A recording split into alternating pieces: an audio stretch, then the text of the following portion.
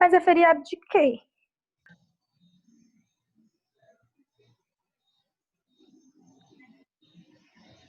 Eu tô tão perdida na vida que eu não sei nem que dia é hoje. Não consigo ficar perdida desse jeito por conta dos compromissos. Aí não dá para se perder. Os compromissos falam mais alto. Vamos lá, galera. Quando a gente falou sobre toda a transição que o Brasil sofreu, a gente mencionou um trâmite todo, né, que ele chegou a observar. Veja, nós passamos por muitas constituições até chegar no nosso assunto de hoje, tá? Então, a gente teve a primeira Constituição em 1824, com o período do Brasil Império, né, apoiado lá por um partido português.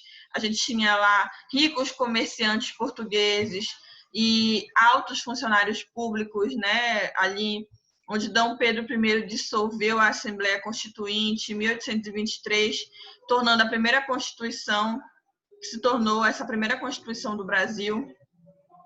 A gente teve muitas medidas, fortalecimento do poder pessoal do imperador. A gente tinha o Brasil como, de fato, uma possessão lusitana, uma possessão de Portugal, tá? O direito ao voto era concedido só aos homens livres e proprietários, de acordo com o seu nível de renda. Então, nós tínhamos muitos requisitos para esse âmbito de cidadania, né? Quando a gente menciona. Então, o direito, ele realmente passou por mudanças substanciais até chegarmos aqui nesse período democrático da década de 80. No segundo período, nós tivemos o Brasil República, né, onde nós mencionamos a República Velha, onde a gente tinha lá o voto de Cabresto, a gente tinha a Constituição de 1891, onde a gente teve uma mudança do modelo, o abandono do modelo parlamentarista, que a gente ficou lá entre esse meio termo. A gente teve o período do Brasil Império, né, onde a gente chegou a ter o poder moderador, que depois nós alteramos aqui já nesse período de República Velha, com a abolição do trabalho escravo também, da mão de obra escrava. A gente teve um aumento dos centros urbanos, né, um deslocamento das pessoas do meio rural para os centros urbanos. A gente teve uma urbanização maior nesse período aqui de República Velha. A gente teve aqui o Marechal Deodoro da Fonseca, né, que proclamou a República e foi o chefe, né, de governo provisório. Rui Barbosa foi o vice dele. Então, a gente teve aqui muitas inovações nessa nossa Constituição. A gente teve um ponto muito crucial, é a questão de vocês observarem na República Velha, o voto de Cabresto, tá? Os requisitos lá de exercício de cidadania, homem maior de 21 anos, tá? É bom enxergar esses requisitos, a gente falou detalhadamente lá nos nossos slides, todos eles já foram repassados para os senhores, a não ser esses nossos dois últimos da aula que a gente está tendo agora, que eu, posteriormente, vou enviar para vocês.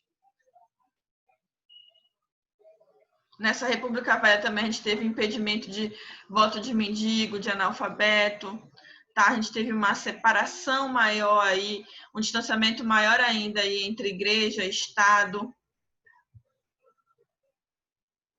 gente teve algumas mudanças maiores, né? Porque, veja, é bom falar também esse critério do distanciamento entre igreja e Estado, porque quando a gente fala aqui de Brasil República, a gente passou anteriormente por Brasil Colônia e Império.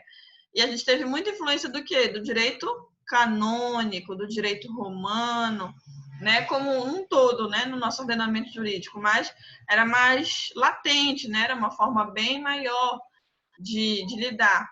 Então, agora, nesse período, a gente tem uma separação maior nesse período de Brasil República, né? Nesse período. Então, quando a gente fala aqui, a gente teve posteriormente também a nossa Constituição de 34, já com Getúlio Vargas, né, no poder. A gente teve realização de Assembleia Constituinte E essa Constituição de 34, ela traz uma marca getulista muito grande, com diretrizes sociais voltadas em especial para o direito laboral, tá? Onde teve muitas alterações com relação ao direito também de voto das mulheres nesse período, tá? Mas a gente ainda teve mantido aí a proibição de voto a mendigo, analfabeto, mas a gente também teve, por exemplo, a criação da justiça eleitoral, da justiça do trabalho, como eu mencionei anteriormente, né? O crescimento de direitos, de conquistas realmente, né, jurídicas para o âmbito do direito do trabalho. Então, em 37, já no Estado Novo, a gente já fala também da revogação da Constituição de 34, né, onde o Congresso foi dissolvido sem qualquer consulta prévia, né, com relação à Carta Constitucional. E aí a gente teve uma inspiração fascista aqui muito grande nesse período de Estado Novo na nossa Constituição de 1937. A gente teve medidas que tiveram, por exemplo, a instituição de pena de morte, de supressão de liberdade partidária, tá? Liberdade de imprensa, anulação de dependência dos poderes do legislativo e judiciário. A gente teve restrição de prerrogativas do Congresso Nacional, permissão para suspensão de imunidade parlamentar, prisão e exílio de opositores do governo, por exemplo. Então, essas características, a ditadura militar, por exemplo, a gente já começa a enxergar nessas especificidades aqui na nossa Constituição de 37, que tem esse caráter fascista, né? Com essa influência aí de Hitler, de Mussolini, de Salazar na Espanha, enfim, é uma expansão desses conceitos fascistas autoritários aqui na nossa Constituição de 1937, no Estado Novo. Posteriormente, nós mencionamos a nossa Constituição de 46, onde ela retoma uma linha democrática vislumbrada ainda na de 34, né? Já teve uma promulgação de forma legal, a gente já teve a separação, a independência dos três poderes, o princípio da separação dos três poderes, né? Legislativo, executivo, judiciário, lá presente no nosso artigo 5º. A gente já tem um restabelecimento de equilíbrio entre esses poderes, né? Uma autonomia de estados e municípios. A gente já tem a eleição direta para a presidência da República, né? Com um mandato separado de 5 anos. Então, de fato, a emenda promulgada em 46 teve uma mudança substancial com traços democráticos, que nós mencionamos, e foi até um exercício que nós executamos na nossa aula passada. Quem não estava presente, que eu vi que tem algumas pessoas que não estavam presentes de forma frequente nas nossas outras aulas, mas estão hoje. É bom dar uma olhada aí em tudo que nós fizemos, tá? Em tudo que nós conversamos. As aulas já estão na plataforma, tá? Com a graça de Deus, já está tudo ok. Então, vocês já podem ver as aulas e também os slides. Já mandei há anos-luz para vocês por e-mail, já detalhado com data, enfim. Então, a gente teve em 67 já o regime militar, né? Onde a gente teve ainda a conservação do Congresso Nacional, mas que era totalmente controlado pelo Legislativo. E o Executivo, ele aprovou parlamentares, né, para que a gente teve aí essa promulgação em 67, em janeiro, dessa nossa Constituição. Mas, assim, a gente teve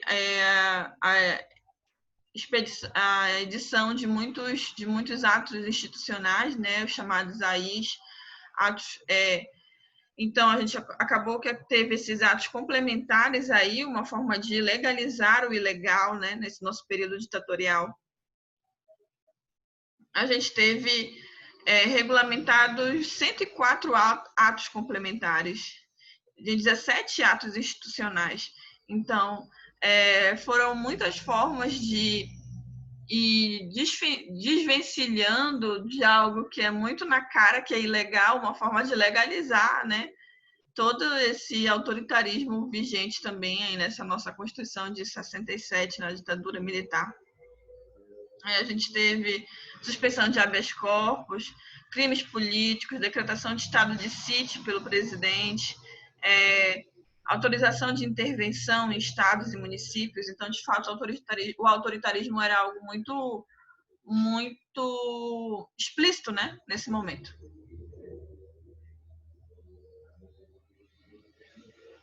Então, ao iniciarmos aqui esse nosso período da década de 80, a gente pode chamar isso como foi chamado um período de nova república. Assim, a gente não tem uma ruptura total, tá? Com características do período anterior, ditatorial. Tanto é que a gente já teve muitos nomes no âmbito político de pessoas que faziam parte, de pessoas muito conhecidas no nosso regime militar. Então, a gente não teve uma ruptura logo de cara total. A gente teve um elemento aí gradual, paulatino, tá? Então, as 2 décadas da ditadura militar, de fato, ainda assombravam o país, justamente por a gente não ter esse desvencilhado de forma total. Então, a gente teve repressões às questões democráticas, tá? Com relação a essa representatividade de grupos minoritários, né? Sociologicamente reconhecidos. Então, ainda eram, de fato, excluídos da sociedade, né? De uma forma geral. Então, o regime ele tinha tido um fim 3 anos antes aqui, né, a nossa Carta Magna, 3 anos antes de 88, mas aí as conquistas elas vão sendo efetivadas, né, nessa nossa Carta Magna de 88, mas assim, de forma geral na sociedade é algo gradativo. Então, essa transição democrática pós-ditadura foi algo de fato negociado, tá? O presidente Tancredo Neves ele possuía um discurso pautado no não revanchismo contra torturadores e ditadores. Ao contrário, por exemplo, que aconteceu na Argentina, quando tentou se reconstruir a democracia. Aqui no Brasil, já não se buscou responsabilizar os culpados pelas infrações dos direitos humanos e pelo terrorismo que, de fato, o Brasil existiu, né? Muito devido à lei da anistia de 1979, que imunizava esses crimes da oposição dos militares durante o regime. Mas hoje, a gente já tem aí outros elementos jurídicos que se voltam justamente para a questão da culpabilidade criminal, né, desses autores desses crimes bárbaros nesse período. Hoje a gente já tem buscas, já tem um olhar diferenciado e especial para o âmbito dos direitos humanos, né? Com relação a isso em especial, vivenciado pelo nosso país. Aí aqui a gente teve instituída a eleição direta para o cargo de presidente da República em 84, onde a gente teve uma grande mobilização no país a favor dessa proposta, tá? Mais que, assim, em favor da conhecida direta já, né? Que é justamente para esse nosso voto direto, mas que naquele mês acabou sendo derrotada tal proposta. Para você ver como o país ele tá com anseio de mudanças cabais, mas que não é assim, tá? Do nada. Ainda, se no mundo político aqui a gente tinha muitos nomes que eram relacionados à ditadura militar, você vê, por exemplo, um elemento que, pelo país em si, já deveria ter sido aprovado, mas que aqui, lá no mundinho político, ainda estava sendo algo retrógrado, ainda estava se puxando, né, para trás, para as mudanças de fato não acontecerem logo. Então, a gente teve um desgastamento político, tá? A gente teve, lembra o partido Arena no período da ditadura militar, que apoiou a ditadura, optou por lançar João Batista Figueiredo, né, para disputar as eleições. E o PMDB apresentou Tancredo Neves, com apoio das oposições, claro, né, todos contra o que se tinha de resquício ali de ditadura militar. E havia sido deputado estadual federal, ministro da Justiça do governo de Vargas, primeiro-ministro durante o governo de João Goulart, senador e governador do estado de Natal. Foi Tancredo. Durante essa ditadura, integrou os quadros do MDB que fazia oposição a esse regime militar.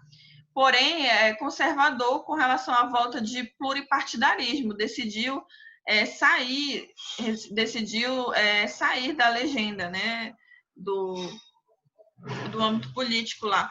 Veja, olha só outra característica. A gente tem esse representante que era contra a ditadura militar, mas que ele ainda tinha essas características de negação à volta de um pluripartidarismo, que também é um traço democrático. Então, entenda como tudo foi dando de grão em grão, né? Passinho por passinho. Não foi algo assim brutal com relação a desvencilharmos de características ditatoriais.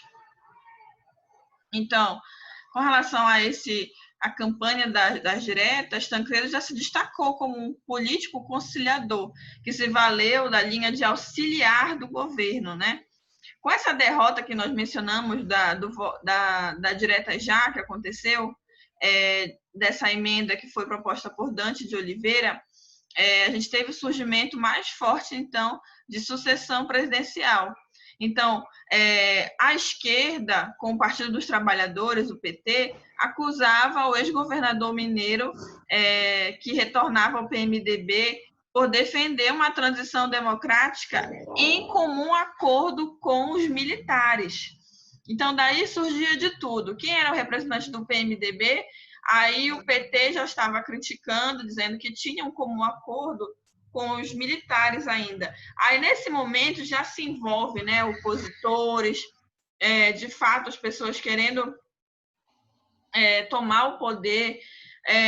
Naquele momento, eu acredito que todo mundo estava querendo se desvencilhar dessas características ditatoriais, por mais que tivessem ainda algumas restrições com relação a linhas democráticas, mas eu creio que todos já estavam assim com asco desse período ditatorial. Então, a gente tinha ali já uma maioria, né, de opositores, tanto o PMDB quanto o PT.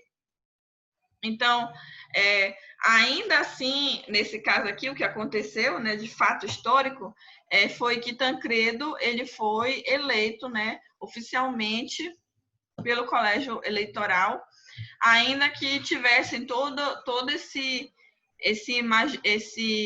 essas críticas, dizendo que ainda estava de comum acordo com a ditadura e com os militares. Ele ainda assim garantiu a vitória nesse período. Então, a gente tinha a gente menciona aqui como uma forma de ressaca autoritária, né? Que é justamente o cansaço. Um cansaço no âmbito jurídico, político do país, de estar ainda ali naquele mundo autoritário e se relacionando com ele ainda. Então, a cultura política aqui do país, com relação à ditadura, começava a cultura política do país, impactada por essa ditadura, começava a adotar posturas mais simpatizantes do que aos traços, às características, às peculiaridades do mundo democrático. A gente já começa a ter diferenciações aqui, tá? Do anseio, de fato, do país de querer ter mudanças. Então, esse clamor democrático, ele também viria em favor, em benefício do pluripartidarismo, que nós vimos ali anteriormente, que Tancredo ele não era simpatizante dessa característica, mas o país como um todo, com esse fim do ato institucional número 2, ele já queria, de fato, um traço voltado para a democracia, que era o pluripartidarismo.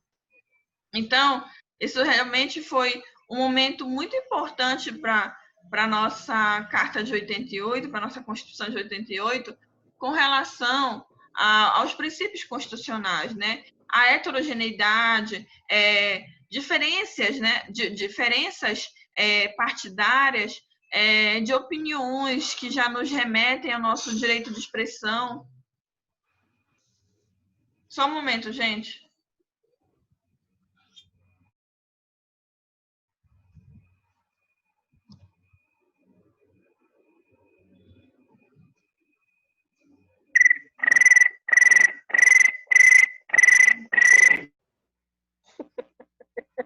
José, tu é doido, José. Quase Ei, mano, ele me avisa. mata agora do coração. Ei, mano, Galera, eu tinha avisa. saído. Mano, avisa aí, Oiê. mano, porque quase deu história no meu ouvido agora. Voltei. Ai, meu Vocês Deus. achavam que eu não ia prestar atenção? Quem era que estava aqui querendo chamar atenção com o grilo? Bora lá, galera.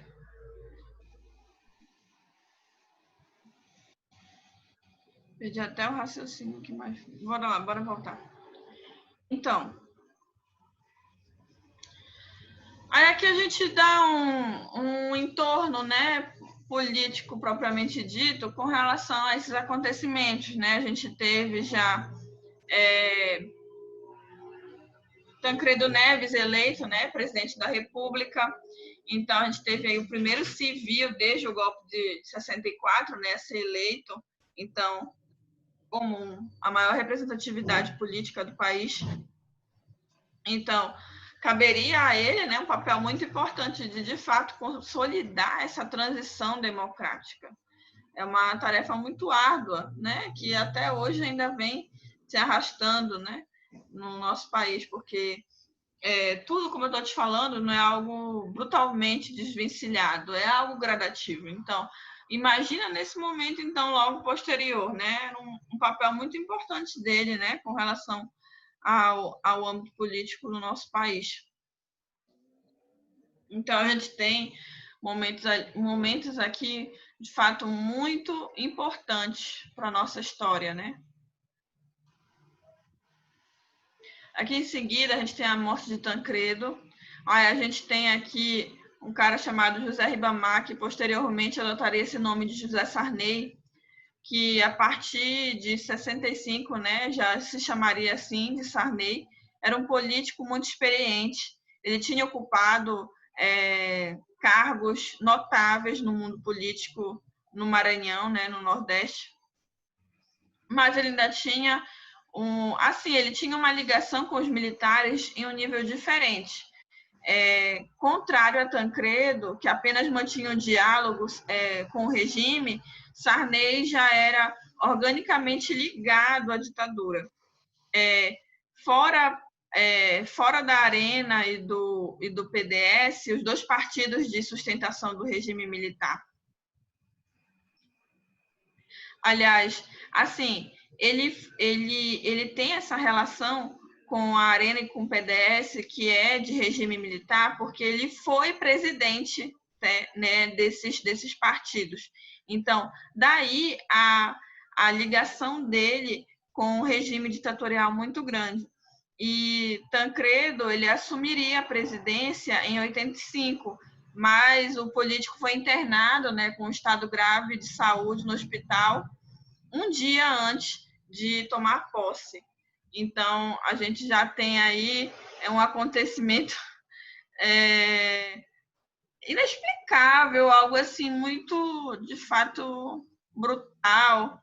A gente desconfia, né, de muitas coisas, assim como o avião de um dos membros do STF ter caído do nada, que estava a par de uma questão de corrupção há um tempo atrás, assim como a morte daquele candidato, acho que era Eduardo Paiva, não lembro o nome dele, um senhor de olho claro, que todo mundo estava apostando nele há um tempo atrás, acho que foi quando estava a Dilma e o Aécio, algo assim, e esse candidato morreu também, assim, de uma forma, né, muito... Não é que as pessoas não possam morrer, né, gente, mas quando a gente trata aqui desse mundo político, de tantas coisas que acontecem... Do acidente do avião, professora? Oi? Do acidente do avião? Isso. A gente... Eduardo Campos. Isso, Eduardo Campos, obrigada. A gente não sabe explicar, né, essas situações, a gente desconfia, de fato, de má fé aqui com relação a esses acontecimentos. Mas, enfim, né, tá nas mãos de Deus. A gente não viu, mas Deus sabe de tudo. Então, aqui, aí quem assumiu, de fato, foi o vice, né? Já que teve o falecimento dele, foi o Sarney, que era totalmente ligado ao período ditatorial, ao regime. Ele foi presidente da Arena. A gente teve aqui que foi um dos partidos lá do regime militar. Então, no mesmo dia em que morrera o também mineiro Joaquim da Silva Xavier, o Tiradentes, curiosamente, a gente pode falar aqui, na morte de Tancredo, a gente teve também um falecimento aqui marcante na nossa historicidade pátria. Então, essa responsabilidade pela transição democrática ficaria a cargo de um dos políticos civis mais influentes do regime militar, que apenas 10 meses antes era presidente do partido de apoio ao governo, né? Que estava totalmente ali enxertada nesse mundo da ditadura militar, que era Sarney. Então, a nossa Constituição de 88, ela chega assim como, ufa, um elemento assim que é de fato para consolidar nossa democracia, sabe, no país. É assim um respirar para os brasileiros, né? Ela inaugura um arcabouço jurídico institucional muito grande no nosso país. Ela amplia liberdades civis e direitos e garantias individuais. A nossa nova Carta Magna de 88, ela consagra cláusulas transformadoras com o objetivo de alterar, de fato, as relações econômicas do nosso país, tanto as econômicas quanto as políticas, em especial as sociais, né, gente, consequentemente. Então, a gente tem aqui concedido o direito de voto a analfabetos, a jovens de 16 a 17 anos, por exemplo, essa questão da nossa cidadania, né, que nós estamos mencionando esses traços no decorrer das constituições, agora que a gente já tem, né, esse novo estabelecimento com relação a isso. A gente tem novos direitos trabalhistas também, né, redução de jornada semanal de 48 para 44 horas, tem o seguro-desemprego, tem as férias remuneradas acrescidas lá de um terço do salário. Outras medidas foram adotadas com a nossa Constituição de 88. A gente teve instituição de eleição majoritária em um dos turnos, direito de greve e liberdade sindical, aumento de licença maternidade, por exemplo, de 3 para 4 meses, licença paternidade de 5 dias, que antes nem se ouvia falar sobre essa hipótese. Então, a gente vê também aqui um outro olhar da sociedade, né? Onde também aqui, por exemplo, com a licença paternidade, o olhar que o pai, ele também tem a obrigação, assim como a mãe, de estar ali presente no crescimento da criança, né? Então, a gente tem a criação do STJ. Então, a gente vê que são alterações, modificações, transformações profundas na sociedade. A gente tem a questão do restabelecimento do habeas corpus, por exemplo, né, como instrumento de garantia do direito de informação relativa à pessoa, né, interessada ali nos registros de entidades governamentais, nos bancos de dados. Então, que essas informações tenham, de fato, um caráter público. A gente tem muitas alterações na nossa Constituição de 1988. Sistema tributário, com relação à repartição de receitas tributárias federais, uma alteração muito grande no nosso sistema financeiro nacional, né? Leis de proteção, aqui meus temas favoritos, leis de proteção ao nosso meio ambiente, fim de censura em rádios, TVs, teatros, jornais. Então, a gente tem aqui a alteração na legislação com relação à seguridade e assistência social também. Então, foram transformações profundas que a nossa sociedade vivenciou com a nossa Constituição de 1988, tá? Então, a gente teve essa retomada de preceitos liberais, como o direito à liberdade de ir e vir, né? Propriedade privada, expressão, opinião, religião, enfim, e muitos dos outros que eu mencionei. Então, a gente teve, de fato, uma questão social aqui bem valorizada, né? Com relação ao direito à educação, saúde, saneamento básico, segurança, enfim. Daí a gente, então, consagra aqui os avanços sociais, os direitos sociais, né?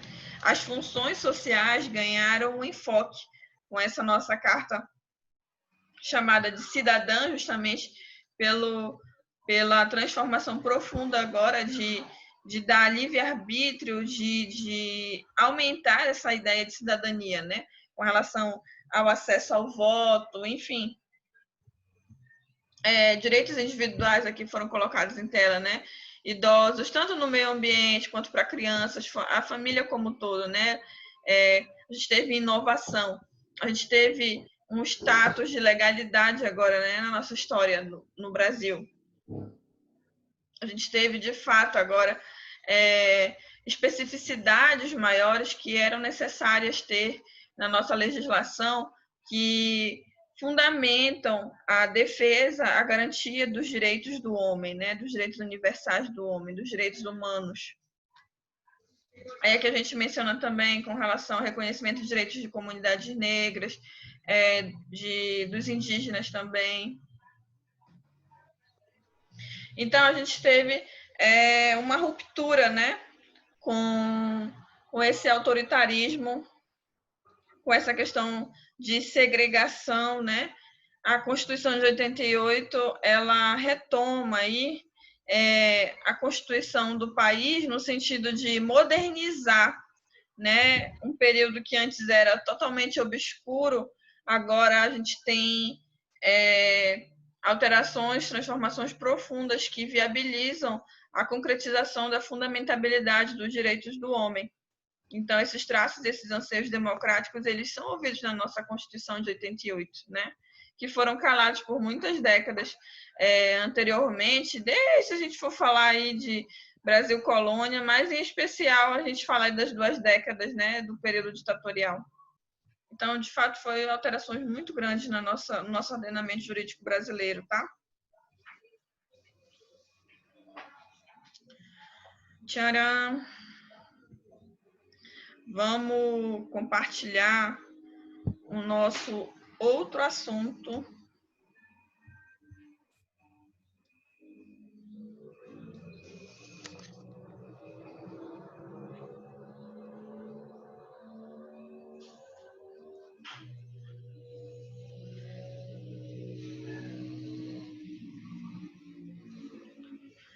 Aqui a gente vai falar, gente, de...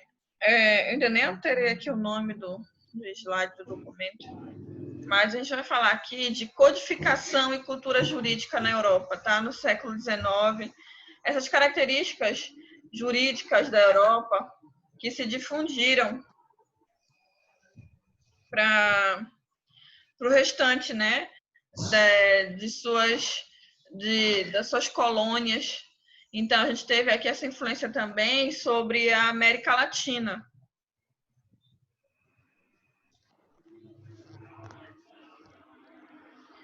Então, gente, a codificação, ela é, de fato, algo fruto, né, de um imaginário moderno, um fenômeno cultural da modernidade. A gente tem aqui características muito peculiares da evolução histórica do direito que acontecem nesse período. A gente antes não tinha sociedades muito complexas, né? Quando a gente vai vendo aí desde o início do homem na sociedade. Já nesse período de modernidade, a gente tem alterações muito profundas também, que foram trazidas por diferentes condições históricas que foi se vendo necessário uma mudança, né, no comportamento do homem, regulamentos para que viabilizassem essa coexistência pacífica, né, entre os indivíduos na sociedade. Então, da transição da Idade Média para a moderna, né, da Europa Ocidental, a gente tem um ponto de vista já de uma organização social. A gente vai falando aí de Idade Média, a gente lembra que a gente conversou antes sobre feudos, enfim, a sociedade estava se organizando de uma forma diferenciada. A gente teve esse aumento de complexidade das sociedades, transformações, né? Então, a gente tem aí uma burocracia que vai mudando conforme as relações do Estado com a população também vão se alterando. E os códigos que a gente conhece, né, esse elemento codicista, ele vai sendo reconhecido cada vez mais, né, como nós conhecemos hoje na nossa idade contemporânea. Então, ele vai nascendo, se erguendo com base nas transformações sociais que a sociedade vai vivenciando. O código ele vai tendo uma expressão de uma cultura já evoluída, né? Um padrão, um critério maior, vão tendo especificações maiores conforme a sociedade vai se dinamizando, né? Não é uma sociedade imutável, a gente tem alterações, né? Então o código ele vai passando a existir no imaginário das pessoas justamente por essa necessidade de coexistência pacífica, né? Uma forma, no âmbito aqui, numa construção, num plano global, quando a gente enxerga. O Estado ele é um dos fundamentos, né? E a base da sociedade humana. Então, ele vai criando esses instrumentos balizadores para que a sociedade, de fato, alcance uma organização social, né?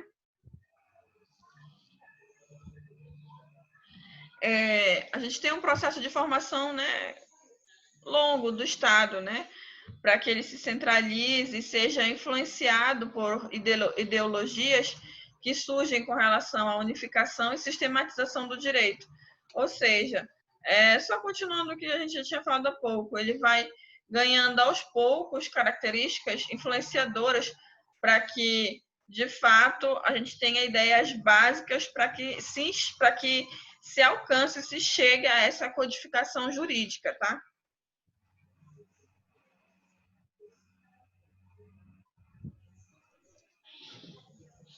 Só um momento.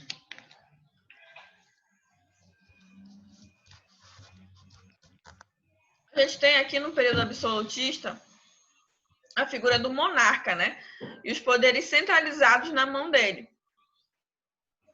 A gente tem uma arbitragem de conflitos, passa a se ter uma instituição aqui voltada para a monarquia, né? Para o absolutismo europeu.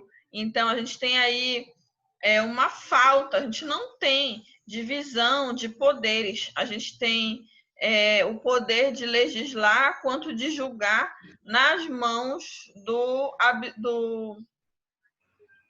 rei, né, do príncipe, do monarca.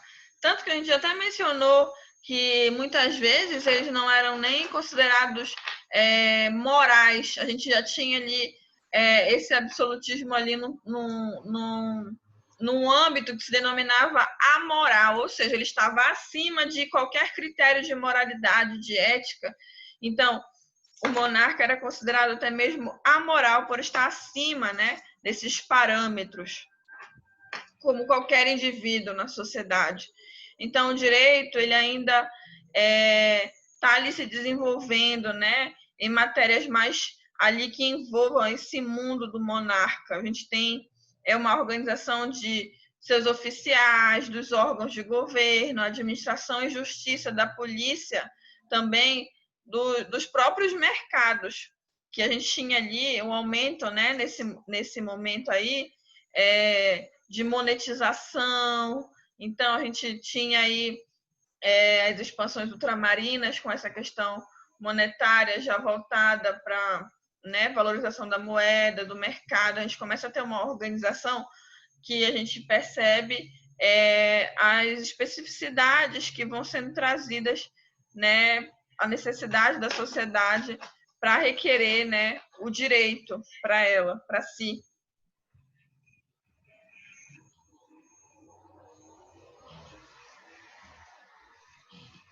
Então, a gente não tem aqui também que dizer que a gente tem um direito unificado, tá, gente? A gente tem uma pluralidade de direitos. A gente tem tanto o direito consuetudinário vigente da mesma forma como se fosse a nossa... Quando a gente fala de fontes do direito, por exemplo, que a gente diz que a gente tem numa primeira esfera, né, as leis, e numa segunda a gente trata já de outros elementos de fontes do direito. A gente tem aqui uma mistura total, não tem essas divisões, tá? Das fontes. A gente tem algo na prática aqui bem plural nesse momento. O que havia de lei escrita era ainda critérios hereditários ainda do direito romano, né, com relação à interpretação ali dos glossadores, os comentadores. Então, a gente tinha aqui um papel do jurista voltado para a interpretação despreocupada com o texto. A gente fala aqui no período de Justiniano, por exemplo, né, ainda era algo muito mais incerto. A gente não tinha com certeza que se tratava de um direito racional aqui, de fato.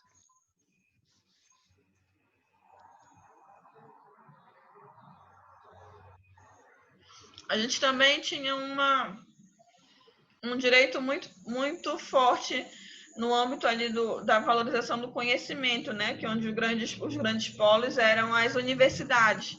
Então, desde esse período da Idade Média, a gente até mencionou na nossa aula aqui de Idade Média, que nós mencionamos que tínhamos produção de conhecimento, né? Que muitas vezes ficava assim obscura, justamente por essa consideração de heresia, mas a gente não deixava de ter produção científica, tá? Então, aqui é mais um exemplo disso. As universidades também produziam, né, esse conhecimento, exercendo esse papel importante na construção do direito aqui medieval. Então, elas também estavam ligadas à igreja, né, com relação a essa produção intelectual. Então, a gente tinha aqui esse mundo eclesiástico dominante aqui, né, nesse momento. A produção era científica, a gente tinha essa mistura de produção científica com fé. Também tinha elas de uma forma separada, mas ali no grosso era muito relacionada ainda uma com a outra, tá? Nesse momento da Alta Idade Média, enfim, na Idade Média em si.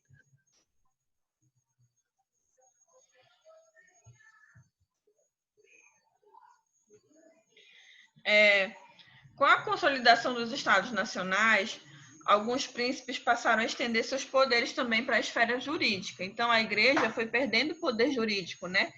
Principalmente para o príncipe, né? E depois para o Estado. Então, a gente já vai tendo aí alterações substanciais aqui nesse sentido. A legitimidade foi primeiramente concedida ao príncipe, né? Que aí, com a reforma religiosa, a gente já tem aqui comando das igrejas nacionais, onde a gente tem já uma nova missão, né, que a gente vê exercer na sociedade. O príncipe ele centralizava os poderes administrativos do Estado e os religiosos os de legislador. A gente já tem uma divisão aqui na sociedade. Aí agora a gente já tem outras características. Com a ascensão da burguesia, a legitimidade foi transferida para o Estado, né? Personificando esse papel ali do legislador. Então, a figura representa uma codificação, será, na verdade, uma figura ali presente na hora da nossa codificação do direito, né? Essa figura trazida aqui para o legislador. Então, com essa ascensão da camada burguesa, a gente já começa a ter essas separações, né?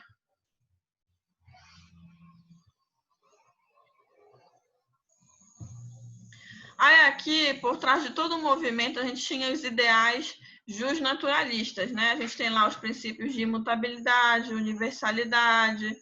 Então, aqui os adeptos dessa escola apoiavam a ideia de razão do natural, né? Os direitos inerentes à natureza humana, tanto numa ordem natural que provinha de Deus, como acontecia anteriormente, mas também agora com essa ideia que também parte da vontade do homem, nesse momento em que a sociedade está vivendo.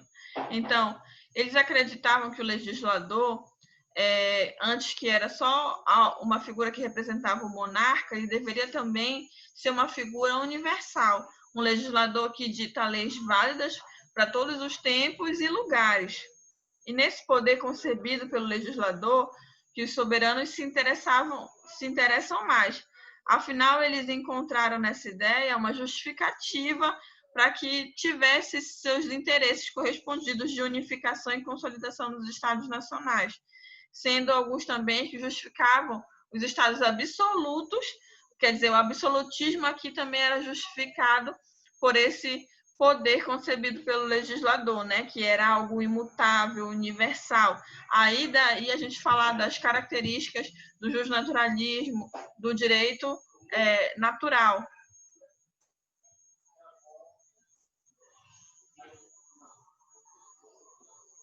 A gente tem um outro patamar também, uma corrente iluminista, que se confunde muitas vezes com um racionalismo, por apresentar ideias muito similares. A gente tem aqui a importância da vontade, da liberdade intelectual do homem, né, que possui já os racionalistas, que conceberam o uso da razão como o princípio mais importante.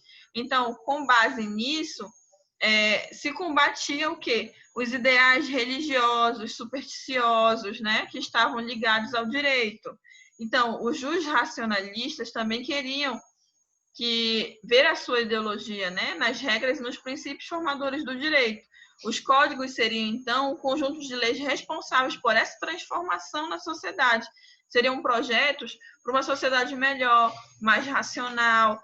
Veja, quando a gente confunde, porque a gente fala que se confunde com o iluminismo, é justamente por trazermos esse critério da razão, né, da luz, que agora a gente menciona quando trata de iluminismo.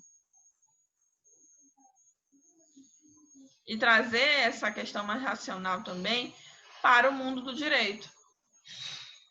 Em um terceiro momento, a gente tem o princípio da soberania nacional, né? Que é aí já um desejo dos monarcas, que trataria mais do poder vivenciado nesse período da Idade Média de forma descentralizada, para que houvesse essa soberania nacional, seria necessário um direito nacional também. Ou seja, cada um puxava a brasa para o seu lado, né? Então, a gente já tinha aqui cada um puxando as características do direito para o seu âmbito, né? Aqui envolvendo. Então, se antes a gente tinha um direito eclesiástico, né? Oriundo ali das características da igreja, onde a gente tinha o regimento feudal, a gente tinha essa característica de descentralização dele, né, com relação a cada senhor feudal exercer o seu poder político e jurídico dentro do seu feudo. Agora, com o direito consuetudinário tendo uma influência muito grande, o direito nacional agora ele seria um direito único para cada estado. Um fator aqui que já integrava, né? Não tínhamos mais essa separação vivenciada aqui no nosso período feudal. Agora a gente já tem aí essa união, um único direito sendo vigente em cada estado.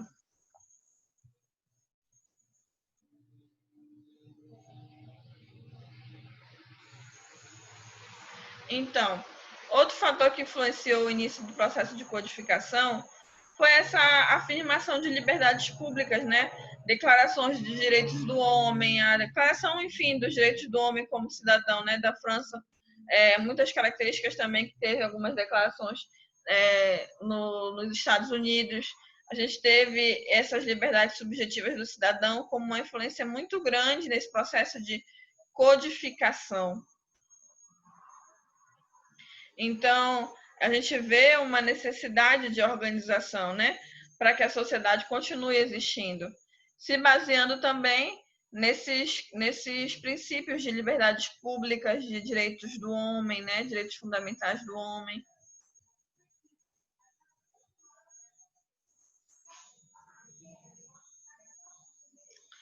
A gente tem uma unificação do direito pela unificação das fontes, que antes eram plurais, e agora a gente tem já um foco no Estado, tá? A gente já tem anteriormente o direito produzido em grande parte por costumes, religião, pelo próprio monarca, pelo senhor feudal, e agora a gente tem uma unificação desse direito, sendo possível com a centralização do Estado e das fontes. Ou seja, a gente tem aqui um papel estatal muito importante. Então, essa administração pública, ela vai direcionar esse codicismo, ela vai direcionar essas fontes de direito, tá?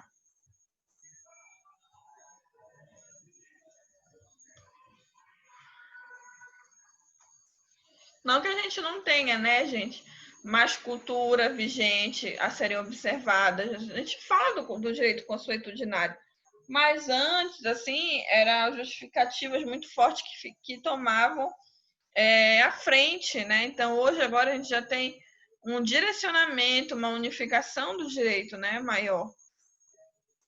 E os códigos, eles apresentavam a sistematização de tudo isso, um método ali muito exato, né, que trouxe para a época totalmente que não se vivenciava antes.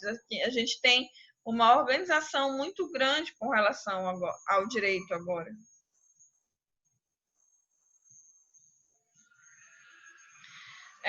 A gente tem os monarcas, né, que legislavam partindo de vontades pessoais, de que suas necessidades pessoais fossem ouvidas.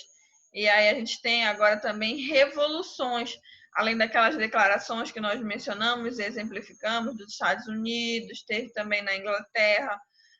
A gente tem também agora revoluções tanto inglesa quanto francesa, que passaram de fato por processos violentos para que se enxergasse essa via que vai de contra a monarquia, né? E a sua forma de legislar. Então, a gente precisa ter agora a ideia de ter um código que unificasse e sistematizasse o direito, né? E entre outras circunstâncias também, que a sociedade estava se tornando mais complexa agora, com tendência unificadora de suas instituições, mas também focando nos direitos inerentes à natureza do homem, focando também na fundamentabilidade do direito do homem, né, nos direitos humanos.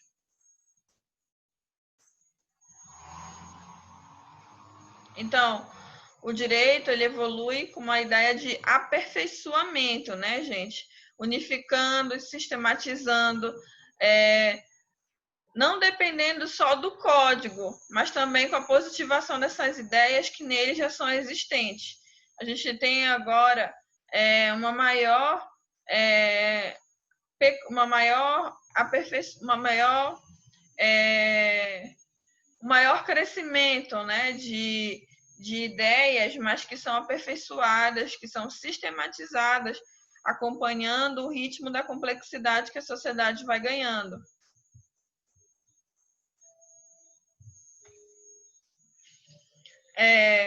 Então, a gente tem um valor prático do código muito grande, né? Mas ele também, a gente pode ter uma crítica com relação a restrições, né?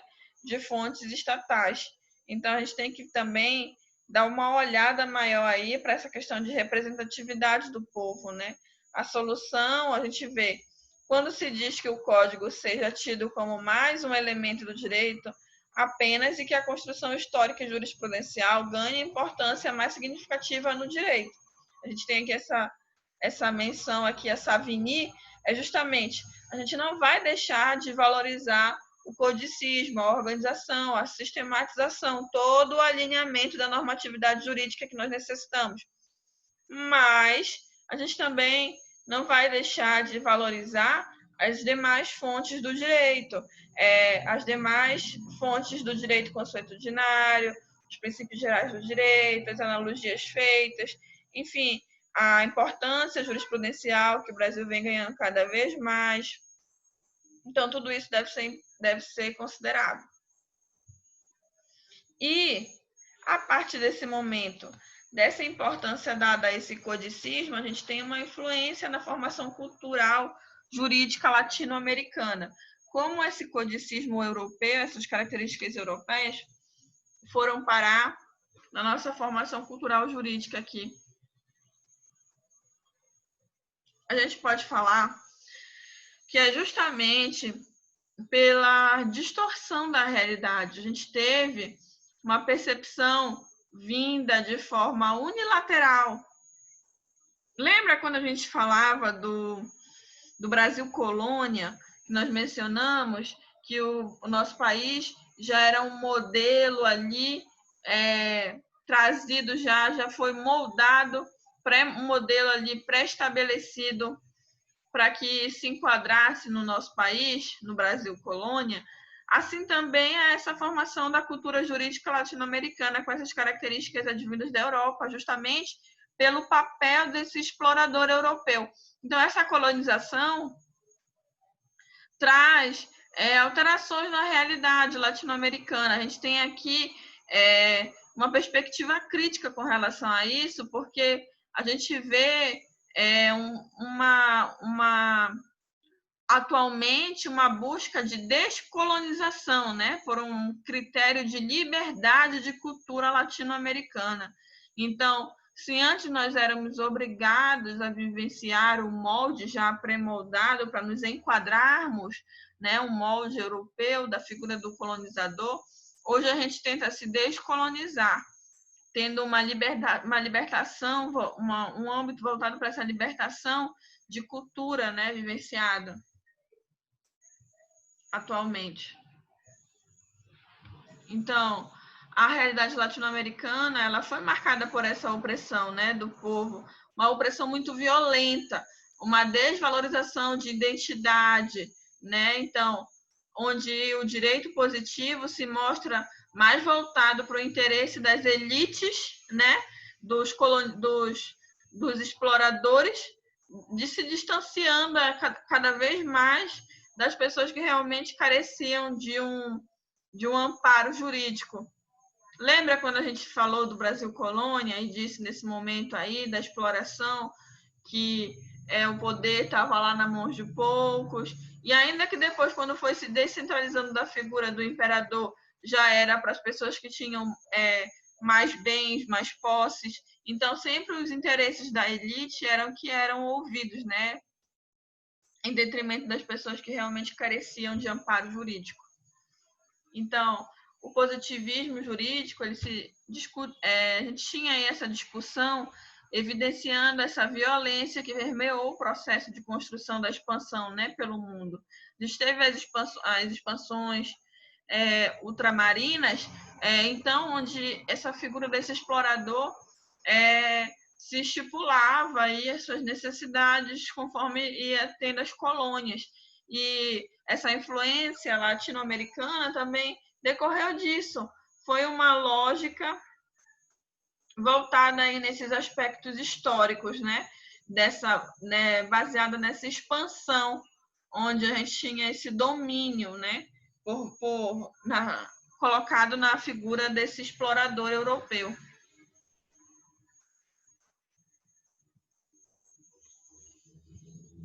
Então, a gente tem aí na Europa essa expansão, a partir da Europa, essa expansão para outros continentes, né? Especialmente pela América Latina, onde a gente tem colonização mais forte. A gente tem evidência desses elementos de filosofia, sociologia, história, do próprio direito positivo, que acontecem na América Latina em virtude dessa influência europeia. Onde a gente tem uma consolidação de cultura europeia, né, nesse continente.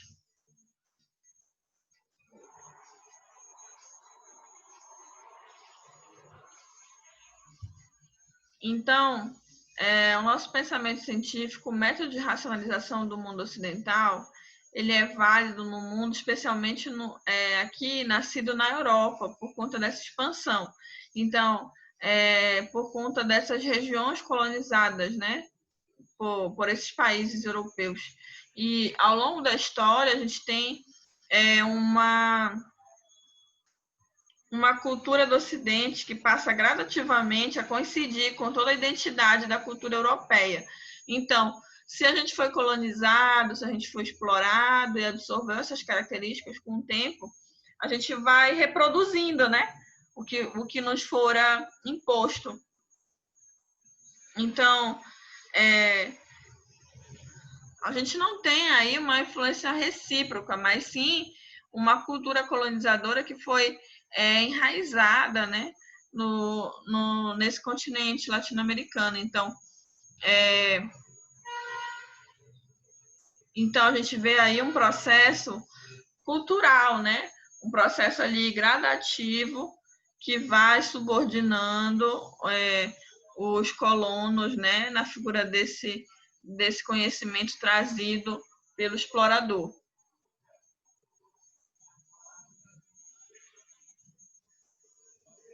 Contribuindo isso tudo para o olhar científico que os colonos passam a ter, né, com relação ao mundo.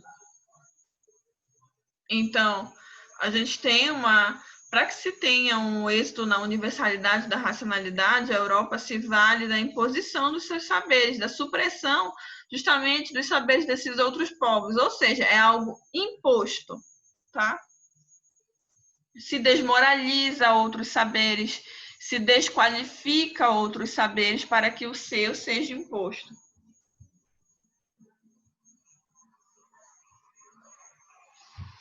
Então, a gente tem uma série de acontecimentos, violência física, enfim, a divisão do mundo em etnias, hierarquizado com relação à criação da Europa, como uma criadora ali central de paradigma. A gente tem ali o direito que é vivenciado por ela, expandido, né?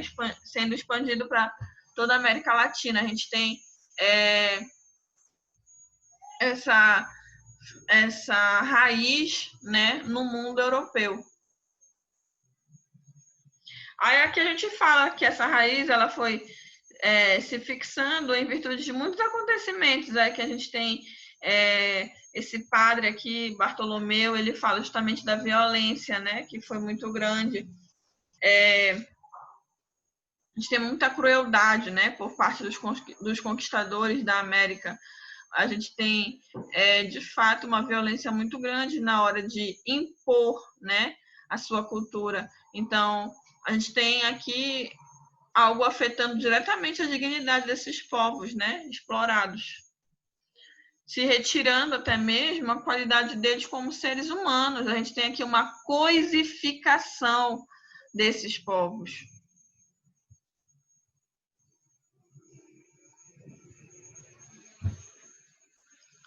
Então, a contribuição da ciência europeia para a desumanização dos índios serviu mais tarde para a desumanização também dos negros, né? Quando a gente lembra aqui da nossa realidade, por exemplo. Então, a gente tem aqui um estímulo à escravização desses povos africanos, né? O índio tido também como preguiçoso, por exemplo. E qualquer característica de rebeldia já era algo que era mal visto, que era como se fosse indigno, né? Então, por esses povos serem coisificados, a gente tem aqui a desqualificação deles como seres humanos. A gente tem uma inversão aqui de valores, né? Total. A gente tem um massacre desses povos latino-americanos por esses colonizadores que alegavam que, na verdade, os índios se escondiam para não pagar impostos e faziam como um abuso de verdade a liberdade concedida pelos colonizadores se esconderem. Então, a gente vê aqui uma violência, um traço de violência muito grande para impor a sua cultura, impor tudo o que a Europa vivenciava, né? E com relação ao positivismo e os limites na América Latina, a gente fala justamente que o positivismo, se considerado por si só, apresenta profundas contradições, especialmente a contradição entre seus pressupostos e suas promessas de resultado. É uma proposta que, mesmo em seu restrito contexto de formação, a Europa era controversa. A gente tem aqui a tentativa de predeterminar todos os conflitos e todas as respostas em fórmulas anteriormente vivenciadas, direcionadas pelo homem. Ou seja, por que a gente vê aqui uma contradição?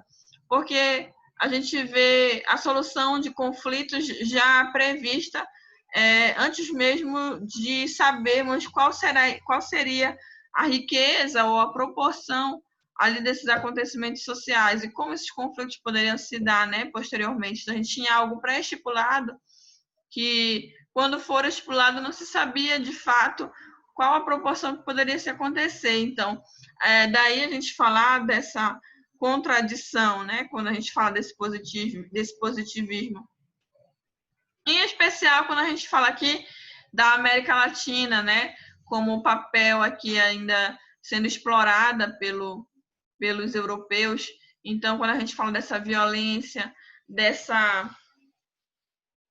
promessa do positivismo, acaba que é falha, né, nesse momento, justamente por estarmos pela América Latina estar nas mãos, né, desse explorador. E aí a gente já tinha regras gerais, normas gerais aqui estipuladas, antes mesmo de saber da riqueza dos fatos, de como eles na realidade se procederiam posteriormente, né?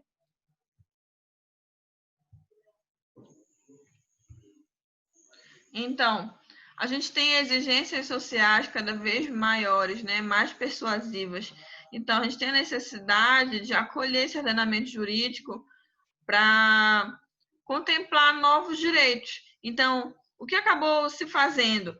Pegando essa raiz trazida pelo europeu, aprimorando-se isso numa forma de trazer mais direitos para que se propicie um desenvolvimento maior da nossa dignidade humana. Então, a gente tem aqui uma transição, uma modernidade, né, para a pós-modernidade aqui, numa tentativa de dar uma pluralidade maior de direitos, de valorizar essa fundamentabilidade dos direitos do homem com base naquela raiz que foi apreendida, compreendida pelo europeu. Então, a gente tem aqui estruturas sociais, espaços que eles requerem emancipação social, eles requerem essa regulação social. Então, a gente passa a ter exigências impostas pela sociedade. Essas exigências, elas nascem nesses espaços de emancipação, com a necessidade de uma regulação muito grande, entendeu? Essa transformação, ela acontece incessantemente. E aí a gente precisa ter uma diversidade maior de direitos com base naquilo que foi apreendido pelo europeu, apreendido pela América Latina com base no que o europeu enraizou, né? Então, é bom que a gente veja um avanço do positivismo, onde também se esconde problemas, né? A gente viu aqui modelos estipulados de forma violenta, né? E onde a gente teve muitas desigualdades sociais e muitas pessoas morreram, muita violência de fato. Então, os estados, eles preconizam a erradicação da pobreza. Então, a gente tem um incentivo aqui para a fraternidade, para uma série de promessas que muitas vezes são ineficazes. Mas, ainda assim, a gente tenta ver aqui pelo copo meio cheio, né? Em virtude de tanta problemática, a gente vai tentar aproveitar essas características advindas da Europa e aumentá-las, melhorá-las no sentido de protegerem esse direito fundamental do homem, né? Esses direitos inerentes à natureza do homem como fundamental. Então, a gente tem agora aqui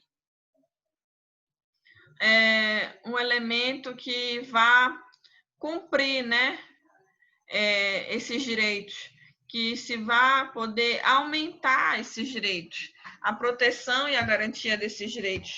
Basicamente, com relação a essa codificação e essa cultura jurídica da Europa, a influência da América Latina foi justamente algo imposto, né, pela vontade do europeu. Aí é bom que a gente detalhou como foi levando a existência de um codicismo europeu até que essa cultura e todas essas características jurídicas também fossem trazidas para a América Latina.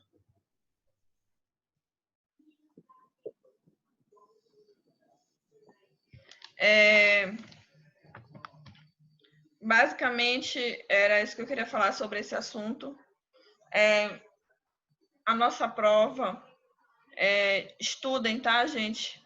Eu sei que vocês vão ter acesso aí à interatividade enquanto fizerem a prova também, mas eu sei que vocês têm um conhecimento prévio e que, de fato, eu espero que vocês se esforcem, porque não tem nenhuma dificuldade, tudo que está lá a gente vivenciou, a gente estudou, a gente falou nas aulas, então tá tudo ok, graças a Deus.